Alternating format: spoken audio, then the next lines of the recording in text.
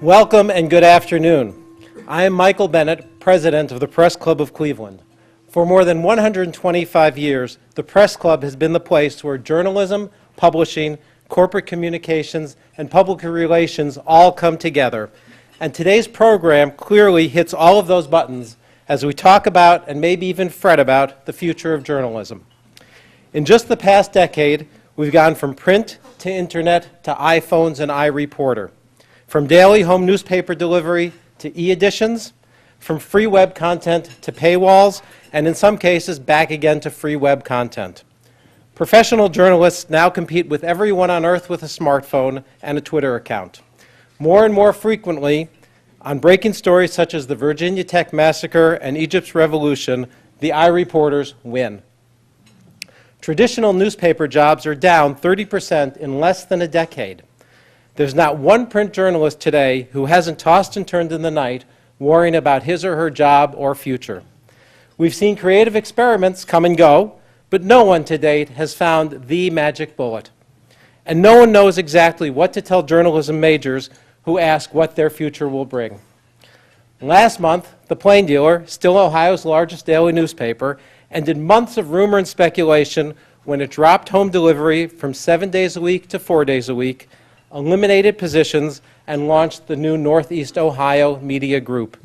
The digitally realigned media company provides content for Cleveland.com, The Plain Dealer, and the Sun newspapers. The Plain Dealer is just the latest in a long line of news outlets across the country to make the transition to a predominantly digital news format.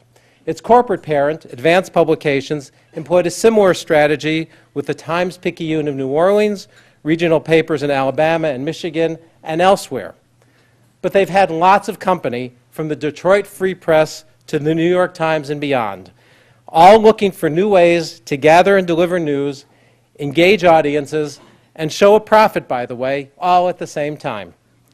There are still nagging questions about the long-term fiscal viability of a digital news strategy, when revenue from print, though plummeting, still makes up the lion's share of profits for media organizations.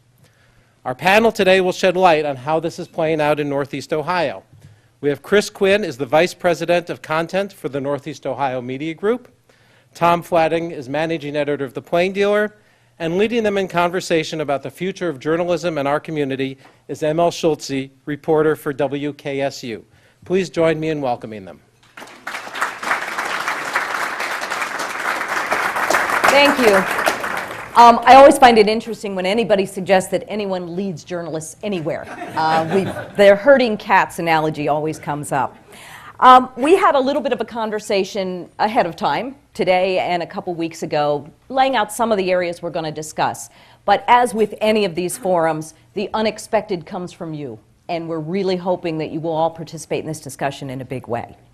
When the Plain Dealer / rest of the world announced the plans to change from 7-day-a-week home delivery to, I believe it was originally 3, then ramped back up to 4, the headlines were everything from questioning to absolute condemnation.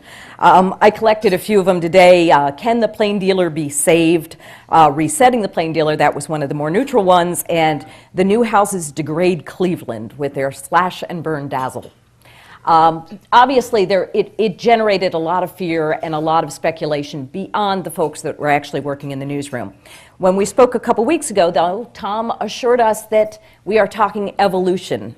And I would like you to explain a little bit about what papers have been facing beyond just this past decade. Yeah, sure, Schultze. I'm a big believer in history and learning from history. And this summer I got a small inkling that change was afoot at the Plain Dealer. And so my summer reading was about the history of the Plain Dealer. And what it taught me, again, is that change has been a constant for newspapers for literally more than 100 years. The Plain Dealer, when it started, didn't have a Sunday paper. Then it had a Sunday paper. Then it didn't. Then it was a morning paper. Then it was an afternoon paper, too. Then it dropped the afternoon paper. In the 1800s, it took a break for 3 weeks. And unfortunately, that coincided with the end of the Civil War and Lincoln's assassination. So that's not the kind of change we would recommend. But, flip to the 1970s. Newspapers by the hundreds were closing their afternoon editions. Flip to the 1980s. You had the USA Today revolution. Pick up a newspaper. It feels to all of you like the plain dealer largely hasn't changed. It has. Pick up a newspaper from 30 years ago, and I promise you, it will look and read dramatically differently from the plain dealer of today. So why is there this almost visceral reaction this time around, if it's just part of an evolution? Well, it's dramatic, okay? I mean, there was a visceral reaction. I mean, you and I are of the age that you remember. There was a visceral reaction in the 1970s when the afternoon newspapers were closing, and I had my own college professors telling me I was insane for going into this business. There's a visceral reaction now because the change is dramatic and profound. Our business model is shattered and has to be rebuilt, but we are in the process of rebuilding it, and what hasn't changed is we deliver news and information. What has changed for more than 100 years, 175 plus in the plain dealer's case, is how we deliver that news and information is constantly evolving. Let's set aside the delivery vehicle right now. And Chris, I'd like you to talk a little bit about doing journalism in this world, about how you tell stories in a digital age. Well, there are several things that we're doing differently. One is, and this is one of the most important, is trying to bring the audience in at the very beginning of a story. Traditionally, we've gone out, reporters go out, they talk to everybody, they collect their documents, they come back at the end of the day, they write a monolithic story that would go into the paper or lately online with very little engagement with the people who are out there. And what we want to get people much more involved in the beginning. So if somebody is going out on a story, we want them to say, hey, I'm going out on this story. Do you know anything that might help us? We did this recently with the 3-day heroin series we did. We launched that by saying, we're going to be doing a story on the explosion in heroin use and heroin deaths. If you've been affected or if you've been saved by the antidote, which is new information, we'd like to talk to you. And so people did. They came forward and very much enriched what we reported. So part of it is bringing people along for the crowdsourcing. Part of it is to get people invested so that they stick with you and continue to follow you. Another big change is traditionally reporters were pretty anonymous in print, not so much in TV. But we want them to not be anonymous. We want them to be known quantities so that because then people are interested in what they do and are more likely to follow them as they go. We have the experts. We have the smartest reporters in town. We need to trade on that. They're not anonymous. They're some of the best out there. Okay, how do you know if you're doing it right? How do you measure what you're doing now? Well, I mean, quality of the journalism matters more than anything. I mean, that is the key, and that's a subjective measure, but we know we've done it right. We know we did it right during the county corruption probe. We know we did it right the night Seymour Avenue broke. But we're not going to be successful in our model unless we get more people looking at our stuff. And so we are measuring our traffic. That is important to us. An advertising model is based on the number of people that are looking at you, and so that is another way of measuring success. So I can guarantee you success if I put Miley Cyrus's name in a story and it's out there. Is that what we know eyeballs are following it? But that's not journalistic success. I mean, yes, that would happen, but that's not what we're about. We're about doing real journalism. We're about doing the heroin series. We're about doing the rape kit series that we launched with this. Last week, Brent Larkin and Mark Namick teamed up on a story about a very questionable investment fund that's rocking the town. That's serious work. That takes days, if not weeks, of reporting to get to. And that's what we've been doing. I mean, yes, we could get hits cheaply. We're not about that. Tom, when we talked, you read off very quickly, popped in and read off very quickly your top hit stories. And it puts a lie to the myth that online readership is all sex and drugs and rock and roll and the Browns, because it's not. There's a lot of Browns, by the way, and there's a lot of sports readers online. I happen to be a very serious sports fan. I know none of you will look down on us for wanting to read stories about it. But the fact of the matter is, and we now track we do track our traffic very closely, because I don't like to call it clicks, I don't like to call it traffic, I like to call it readers. So we track very closely how many people are reading us. And as it happens, interestingly, we'd like to show you this electronically, but we can't pull it in, so I brought paper. I'll crinkle the paper for public radio. You guys like that stuff, huh? As it happens, and so I'm not gaming the system. I'm not gaming the system. I grabbed last Friday's a week ago, and I grabbed this Friday's, roughly the same time period. Last Friday, the most read story on Cleveland.com as of about this time was Mark Namick's column, which Chris Quinn referred to. There were 4 other news stories in the top 8. Today, the top read story as of when I left the office, which was 11 a.m., Heinen's plans downtown Cleveland grocery store. Number 4, help wanted. Local manufacturers have jobs they can't fill. We can keep going here. We've got Keith Urban's concert being canceled at number 3. And we do have a fair number of sports stories because sports is popular online, but so is news. You know what's popular online? Stories that you can't get anywhere else and stories that interest you. I fail to see the crime in that. So what in the structure of how you guys have changed is helping you do good journalism? You want to take that one? That's for both of you. The structure, what are we doing structurally? All right, well, basically, what we're doing here, Advance decided years ago that the paywall wasn't going to work for them, that they wanted to go with an advertising model. They invested a lot of money in getting their newsrooms to go digital first, because you got to build that audience. Meanwhile, advertising revenue was dropping year by year, and we weren't getting that buy-in from the newsroom. We have traditional journalists who were doing traditional journalism, and we're tied very much to the print schedule. So they knew they had to do something dramatic, and the dramatic thing was to take not just the content producers who are in news, but the advertising staffs, the marketing staffs, everybody involved in content, and say, we're going to put you in a new company that is not tied to the printed product. And then all the people that are working on the printed product, circulation, the printing the folks, the people in the newsroom who copy, edit, write headlines, they'll be in the legacy company and do what they have to do. The purpose of doing that is to break people from thinking, I'm writing for tomorrow's paper.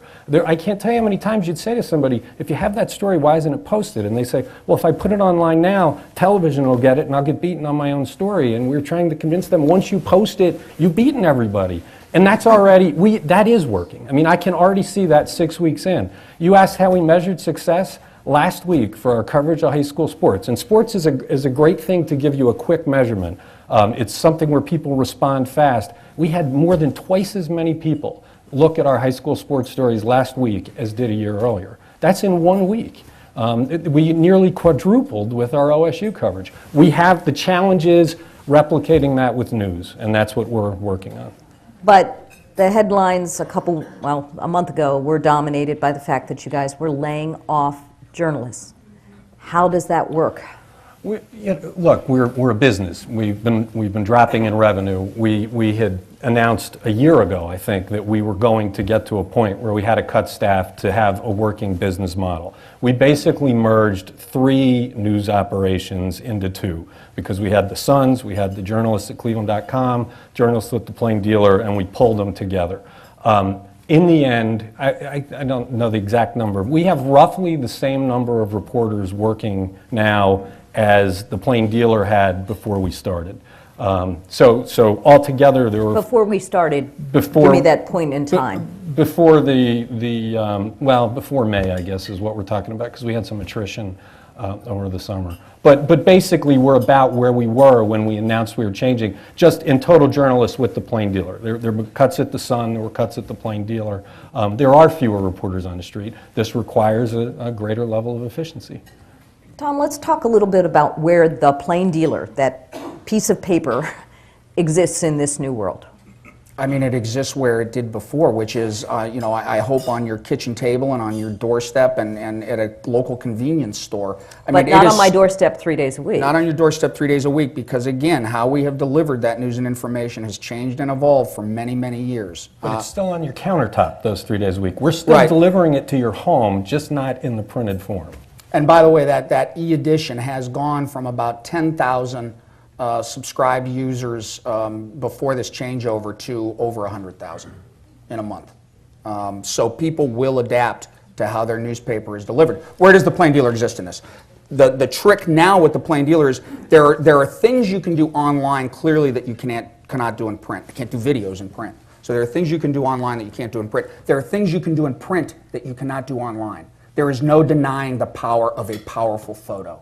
There is no denying the power of the way the current terminology is curated, I will say edited. There is no way to deny the power of the way a print edition is edited, the organization of the stories, the size of the headlines.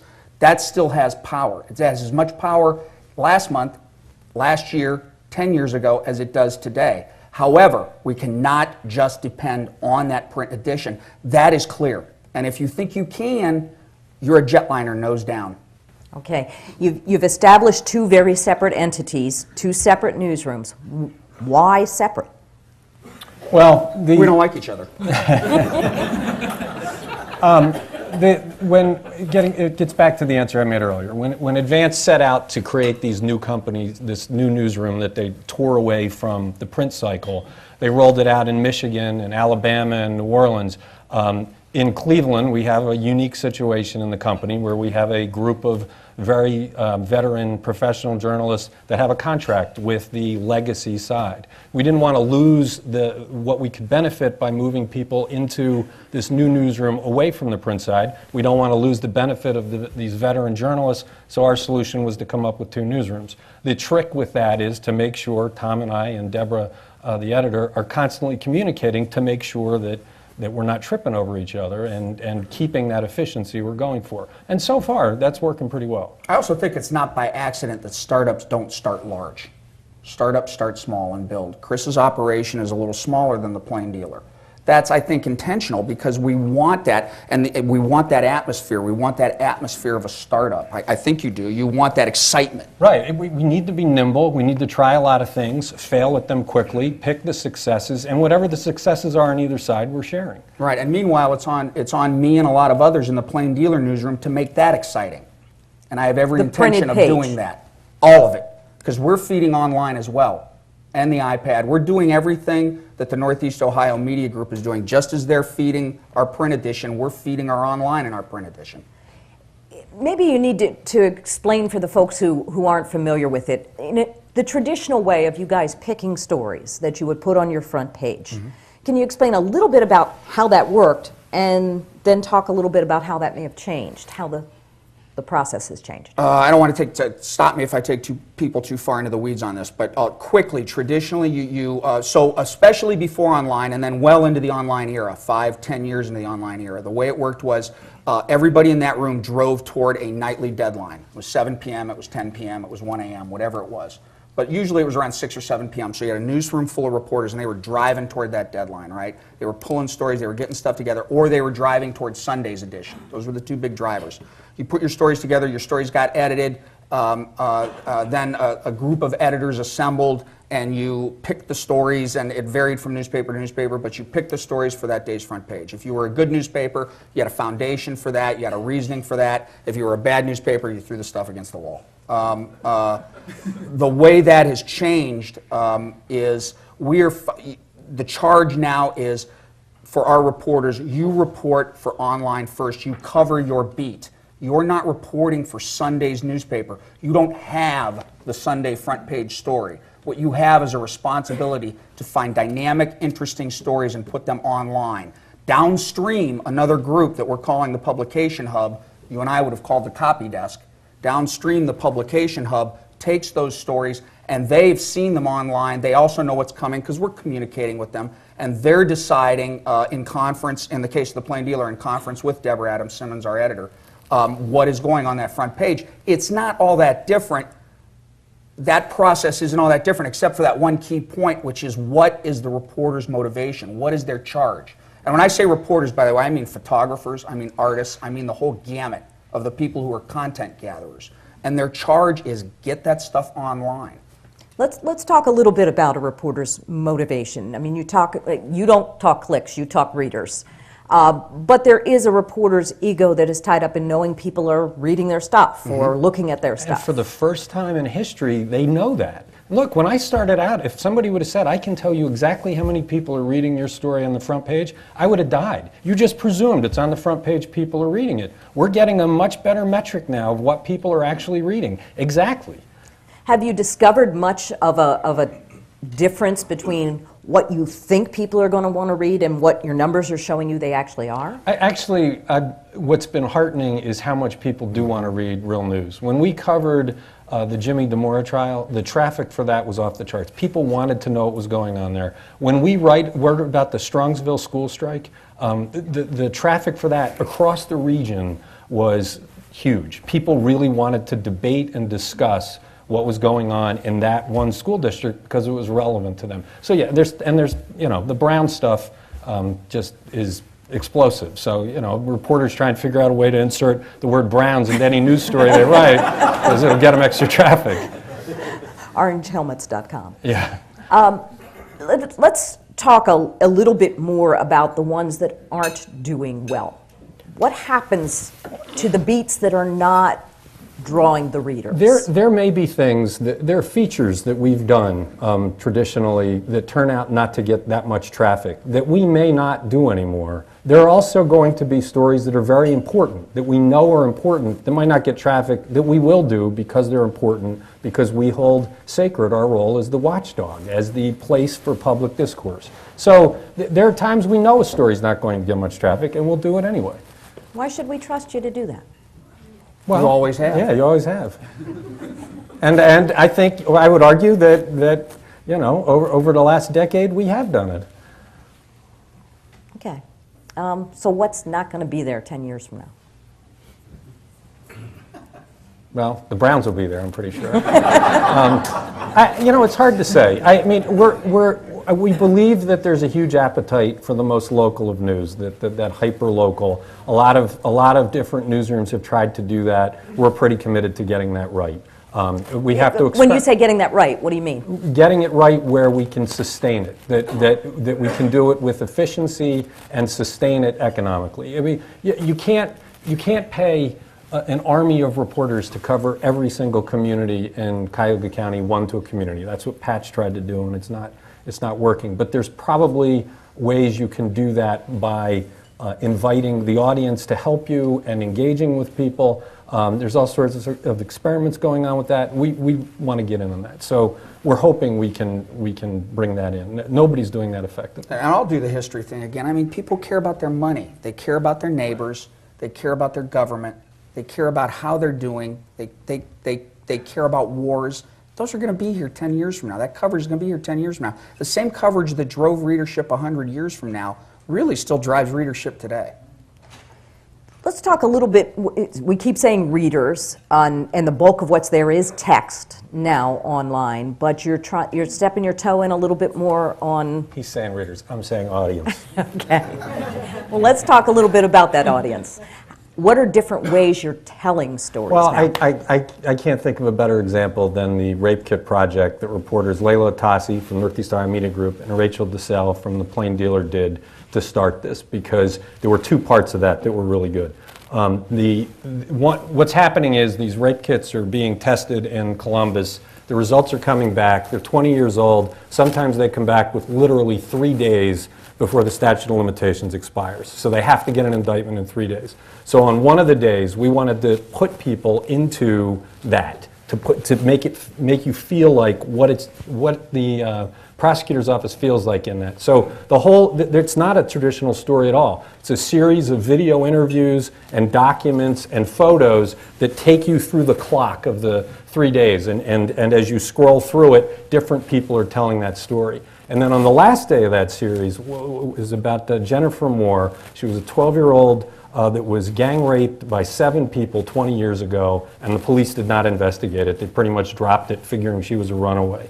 And her case is now being prosecuted. And she talks very clearly about the anger and the sadness and all of the emotions that she has that we couldn't touch in print. You could have the best writer in the world writing that. Nothing is going to tell that like she can. And that was some of the best storytelling we've done. Any additions to that? Only, how would you not define that as journalism? There is a lot of craft, if not art, in journalism. People they go to journalism school to learn how to be great photographers or great writers or hopefully great. But you're asking people to have their fingers in some awareness of all these tools now. Where's that balance? Yes, you can tell stories different ways, but if somebody doesn't know how to make the most of a video camera or how to tell a narrative story on video do you serve your audience or readers? We're doing a lot of training. We rolled out an app on the iPhone a couple of weeks ago that makes it very easy for every reporter to make short videos, edited, polished videos, and they're having a blast. They're running around trying all sorts of things out. They see all of these additional digital tools as a new way of reaching more people. And they're pretty excited about it. I mean, you'll see, I think, an explosion of videos on our site that will help people understand what the stories are about. But there's no doubt it's a challenge. I mean, and the role of the role and responsibilities and activities of your beat reporters and your assigning editors particularly have really, really changed from when you and I were back in Canton doing it. It's very different now. You're not driving toward just that 7 p.m. And so you do, but what you have to keep telling yourself and telling people in the newsroom is the foundation hasn't changed. The appeal of news hasn't changed. You know, afflicting the comfortable and comforting the afflicted hasn't changed. And so you can build all these filigrees around it, but that's still the foundation. And and if you keep reminding reporters of that, I think we'll get to the other side of the river. I'm just remembering Al Franken back on Saturday Night Live 2 decades ago with the satellite dish coming out of his head and video. Yeah. And we all laughed at that and thought, oh, isn't that crazy? But now you... is there, if you can take us 5 years down the road, I realize how fast things are changing, is there something that you think will be the mark of quality online journalism that we can all take comfort in? Well, it's what Tom just said. It's the same. The quality is the same. You're aiming for the same quality. You're aiming to be the watchdog. You're aiming to tell people stories they can't get anywhere else. You're aiming to tell them how their taxes are being spent. It's the method of delivery that is evolving. The information is pretty much the same. So how are we going to hold you accountable? How are we going to let you know what we think? Well, you know, when all of the indictments came about in the county corruption probe, a whole lot of people held us accountable and said, "Where were you?" And we acknowledged we dropped the ball on that a bit. We should have been more vigilant. It reminded us and got us rededicated to doing the quality journalism. People were very vocal. We don't have an audience that's not vocal. We hear from them quite a bit. And remember, what this technology has done is it has brought us closer to readers than we have ever been, ever. I mean, they're holding us accountable by the second. Do you worry at all, though, that those voices are being magnified? I mean, early on, the dismissal of comment sections was, oh, it's these people down in their mother's basement just, you know, with nothing else to do at 2 in the morning, so they're being very vocal. Do you worry that vocal will gain a disproportionate voice? No, well, look, there are always going to be trolls that post wacky things, but what we found is, one, if reporters go in and respond to those comments, it brings civility into the conversation. But they actually are pointing things out that are good for us to know. We have learned quite a bit by reading those comments, and it does, I think, make the stories more fair when you're reading these perspectives. There are people that are pointing things out that we might miss, and that's very valuable. We can't get enough of that. We want to be the center of conversation, and the more people that are engaging with us in those comments, the better. I mean, we've both been editors for years now. I feel more accountable today than I ever have, don't you? Yeah, absolutely. I think we're going to take a break. Today at the City Club of Cleveland, we are listening to a Friday forum featuring Tom Fladung, managing editor of The Plain Dealer, and Chris Quinn, vice president of content for Northeast Ohio Media Group, moderated by M.L. Schultze of WKSU. We will return momentarily for our traditional City Club questions. We encourage you to formulate questions for our panelists now and remind you that your questions should be brief and to the point. We welcome all of you here and those joining us via broadcast on WVIZ PBS, 90.3 WCPN and 104.9 WCLV, IdeaStream, WTAM, or one of our many broadcast partners from across the country. Broadcasts of the City Club are made possible by Cleveland State University and PNC. Our live webcast is supported by the University of Akron. There's a lot happening at the City Club in September, including the sold-out mayoral debate September 18th and State of the School September 25th at Public Auditorium. For information about upcoming forums, to make a reservation, or to order a DVD or CD of our many programs, please visit the website www.cityclub.org.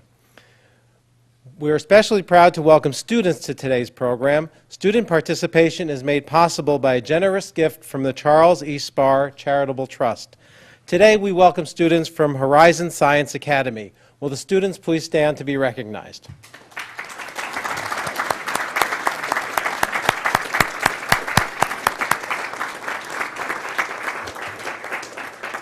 They're our future journalists, digital and print.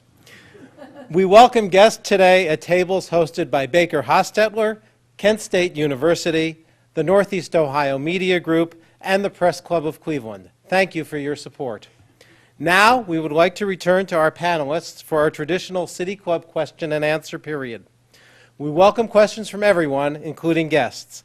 Holding the microphones today are City Club Operations Associate Maria Diabate and Program Director Carrie Miller. The first question, please. Thank you. I'm a big supporter of Plain Dealer. I try to grab it anywhere I see it, so good luck. Buy two. The statement that I'm going to make is from a very well-known, well-respected news media. They said, bad news pay our bills. Is that the case for Plain Dealer? And also, lastly, what kind of global news attract the Plain Dealer most? Thank you. You hear the bad news versus good news thing a lot, and I've kind of come to believe over the years that what it is it's interesting news. You know, a drumbeat of run-of-the-mill crime doesn't attract readers.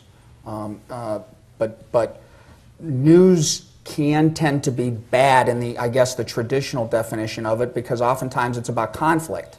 It's about change. So I once saw David Brokaw say that, you know, if you're going down the highway at 60 miles an hour and one of your tires blows out, you don't pull over the side of the road and praise the 3 tires that still have air. You know, you change the tire, and that's a lot of what news reporting is about. In terms of international, yeah, there has been one of the changes that newspapers have undergone rather dramatically in the last 10 or 15 years has been a real focus on local.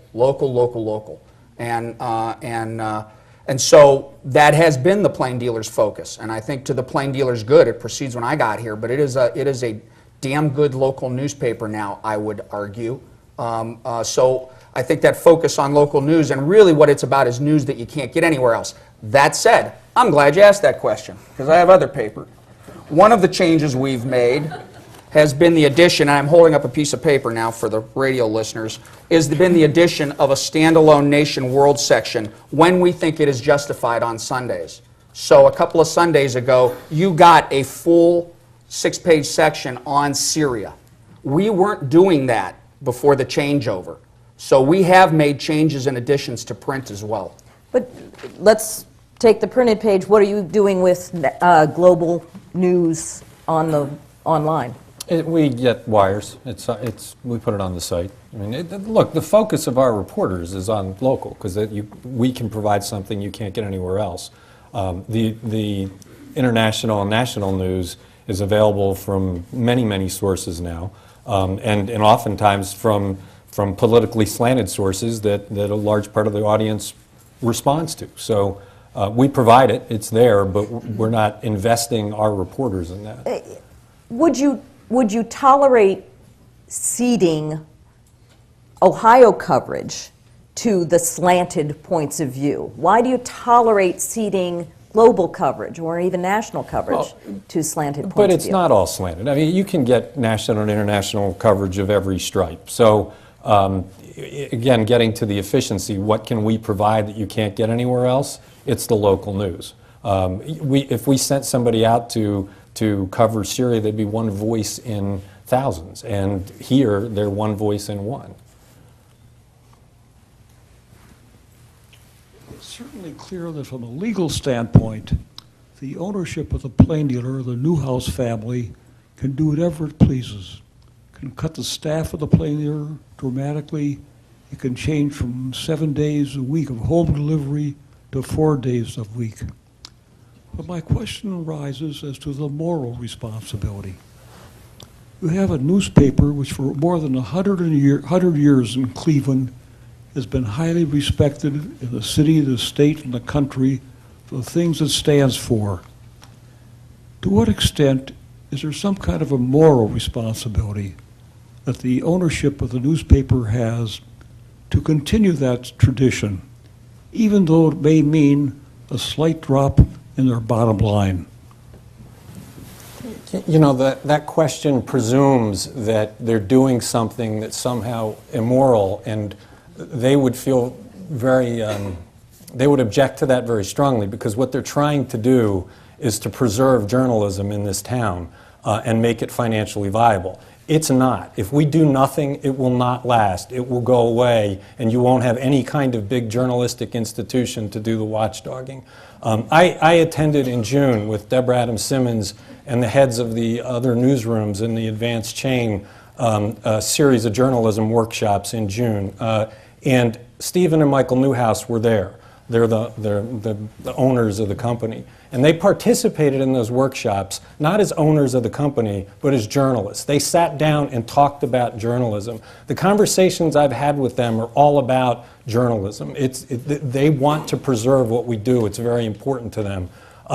We're doing something dramatic. And we know how much people care about what we do. We're honored that people care about what we do. We want to keep doing it, and this is our effort to do that. My question is actually somewhat of a follow-up question to the last gentleman's question, and that is, I heard the CEO of BuzzFeed, an online news operation, say yesterday that banner ads are dead and that native advertising or advertorial online is the future. As you guys try to protect journalism in Cleveland, how is that going to affect your operations, because these other online entities may not be playing by the same rules?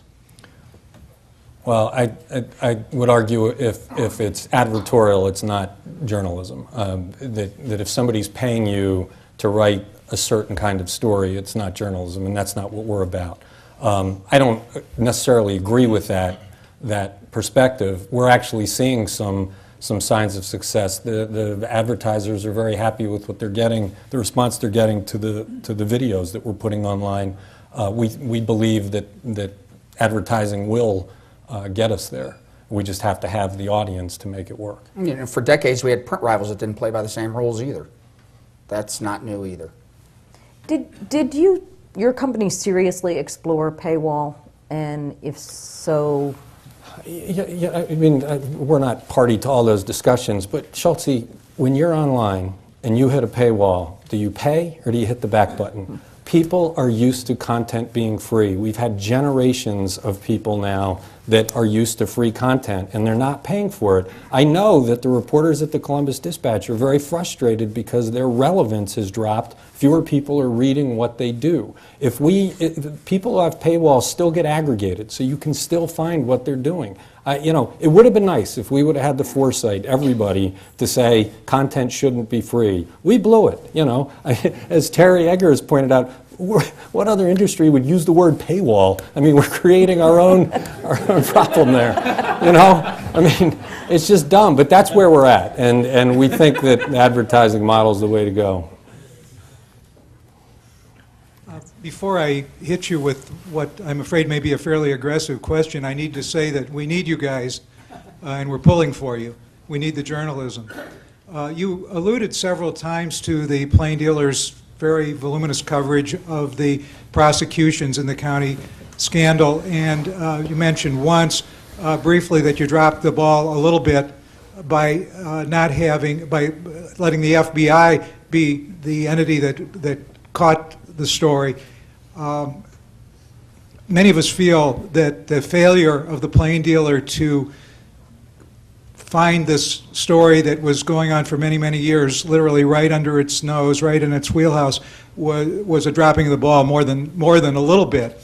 Do you agree with that? And more important than that, what are the lessons to be learned from that small, or I would say major failure, and what are you doing differently now to hopefully increase the chances that the next story of that magnitude and that importance won't be missed?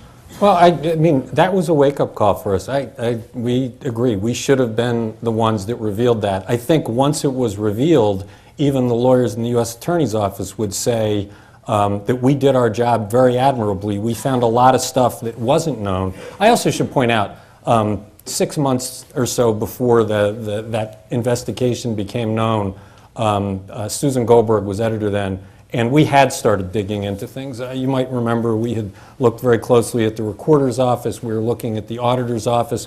You might remember a front page which had a whole bunch of faces on it, and it was all the people that had used influence to get their job. So I think we would have uncovered that in the not much longer, because we were focused on it. But after that broke, we had, I think, 12 people that worked full-time for the better part of a year ferreting it out. So we dug in. It was a reminder to us that we do have a very important role to play. And since then, as the new government started in Cuyahoga County, we were all over that. We paid very close attention.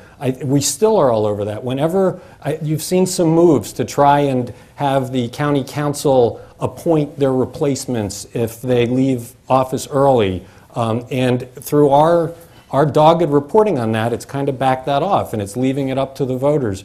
The reporters we have are asking questions of everything. They're skeptical of everything they're told, and we're doing it as much as we can. The thinking is we need to do a better job now on the even more local level, that Cleveland has been very well covered and the county has been very well covered. We need to do a better job in the smaller areas. You've left me with more questions than I can ask, but I'm going to ask two, really. One is, you referred a little bit to the separation of the media group from the plain dealer, and I also had heard that the copy editors were in a different location than they were before, and that the editorial group was in a different location, people that do editorial, not reporting work. And I wonder what the reasons were for doing that kind of changes, and whether they were for efficiency or whether they're for other reasons. You know, what's the rationale behind that? And then the second thing is, and this is more of a delivery coordination issue, is as a subscriber to the Plain Dealer, I get a Sun newspaper. I live in Cleveland. I get a Sun newspaper on Thursday when you don't deliver anything else. And frankly, it's all news about suburbs. It doesn't have anything about Cleveland in it. Why do I get that? You know, why don't I get some local content? You know, is the other side of the question. I'll take the, I guess, the copy desk part of that question. We have separated the publication hub from the reporters. They're on a different floor. Why? Well, it's hard when you know print has been your magnet for 30 years or even a year. It's hard to break away from, and we really felt strongly that both practically and psychologically we needed to break the reporters. We needed to reinforce in the reporters that the first place their stories were going were online, and how could they enhance those stories for online, and how could they do those stories best for online. And so we did physically separate the pub hub. I talk to them all day long. We talk to each other, we communicate. That hasn't changed. So does the psychological thing work? I don't know. I guess we'll find out. The opinion group is with the Northeast Ohio Media Group. We're looking for the same. One, the forum section, if you noticed, is much more robust. We've really invested heavily in that for print. But the aim is to increase our role as the center of conversation, and that's going to happen online. And so it felt like a good fit. And as for the Suns, I promise you they're going to be very high quality. We're working on it. They're getting better every week. And I think people are going to find them to be better than they ever were as we make those improvements. Yes, my question is a follow-up to the previous gentleman on the delivery.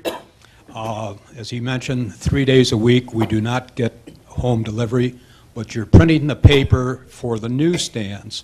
What is the rationale on printing a paper 7 days a week, but deciding only to deliver it 3 days a week? Well, it's twofold. One is obviously we are printing fewer papers on those single copy days, and we don't have the challenges of delivering to thousands of homes. So we have simplified the operation in that way.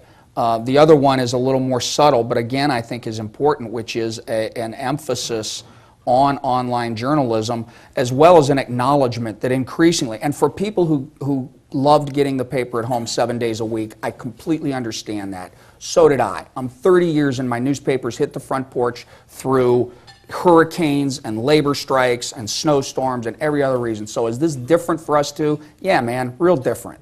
But that said, increasingly, readers and advertisers are asking for news and information where and when they want it, on the device they want it on. To do that, I'll use another car analogy. We're changing the tires on this car while we're rolling down the road. We have to simplify some of the operations to focus on others. My name is Delmarcus Goolsby from Horizon Science Academy. And you spoke briefly about the journalism majors. What advice would you have for any that are skeptical about their future and their future careers? My daughter is a senior and is a communications major and is thinking about journalism. And what I told her is, go for it, sweetheart. I think it's a great time to be a young reporter. Terry Egger and I could debate whether it's a great time to be a publisher or an editor. But I think it's a great time to be a reporter if you're going to be good. And you know what? That was also always the case. You know, I'll say again that when I was graduating from college in 1982, there were no jobs. I wanted to stay in Ohio, and there were no jobs because all the afternoon newspapers had shut down, and my family thought I was nuts, and my professors were telling me there were no jobs. There were jobs, if you're good enough. And in fact, now there are all kinds of jobs that didn't exist. The layoffs have been very painful. I'm not dismissing that. I have been on both sides of that equation, and it stinks. That said, though, there are all kinds of avenues opening up for aggressive, polished young reporters, perhaps like you.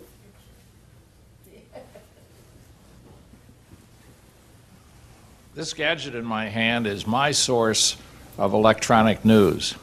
I get it from WTAM, WKYC, the New York Times, and you. And I have terrible criticisms of your site. For example, I cannot find a search bar on every page. I have to flip around, and if I'm lucky, I'll find a page that at the top I can insert a word or a phrase to search on. Also, the coloring is such that it's sometimes impossible to read the text that leads you to the weather or sports or what have you. You also don't push anything to me, which all these other folks do, whether there's breaking news. So my question basically is, what efforts are being made to enhance the mechanical aspects of your website? Well, I mean, we're constantly retooling the website and the mobile applications, and I think we've made huge strides. We need to make more strides. I'm bothered by what you're saying about the search bar, and we can talk about it later.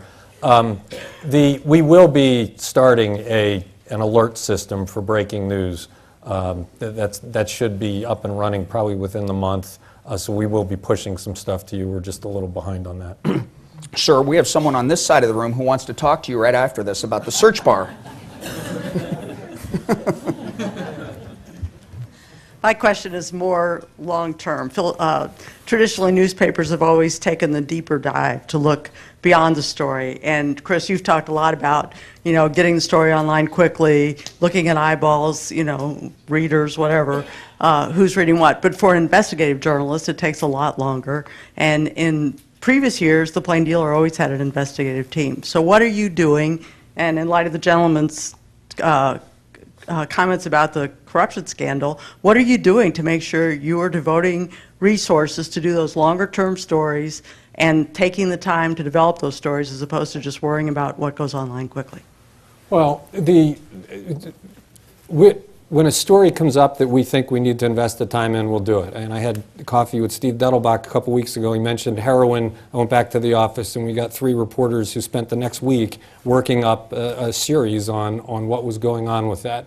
Rachel and Layla did nothing else for the 3 months preceding the publication of that Rape Kit series than work on that. That was it. They had no other responsibilities.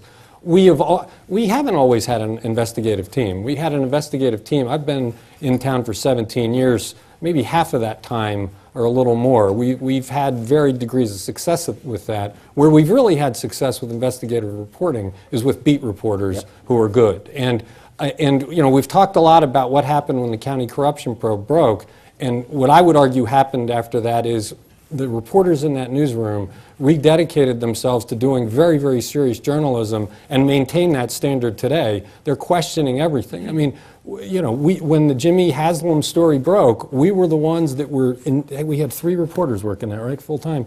When something like that comes up, we're the ones that do it. It's not that we say, let's go spend 9 months and look at this. We pick when a topic comes up, we say, what's it going to take to do this story well? And we're doing that. We're doing that in both newsrooms.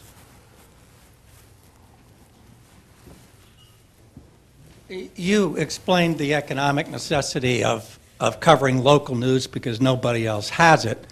Would you explain to the audience what Patch did, why Patch didn't make it, and why you guys think you'll do better than Patch? I don't know if I can speak for why Patch didn't make it. You know, I don't know how many people are familiar with Patch. Patch, the whole idea behind Patch was to cover hyper-local with a full-time reporting staff, and they were hoping to get the advertising to back that up. It's a very difficult thing to do, and so they've had a lot of attrition. They're still there, but they had recent cutbacks.